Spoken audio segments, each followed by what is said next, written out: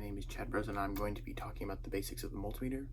So first of all, there are dedicated meters used for each electrical measurement.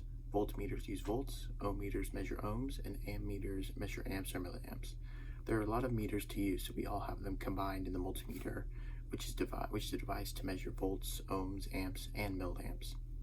Some have the ability to measure capacitance and inductance, lumens, temperature, and sound and function as a bipolar transistor. Multimeters are also fairly inexpensive.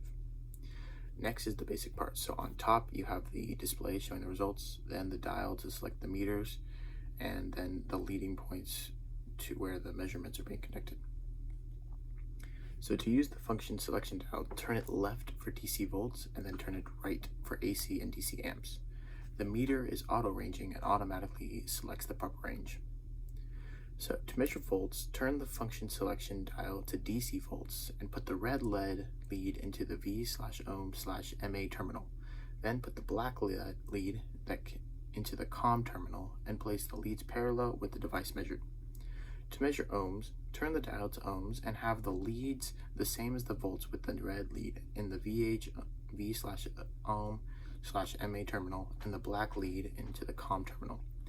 Connect the leads together to make sure it reads 0 instead of OL. Now, to measure amps, turn the dial to amps and put the red lead into the 10A terminal and the black lead into the COM terminal. Put these leads in series with the load.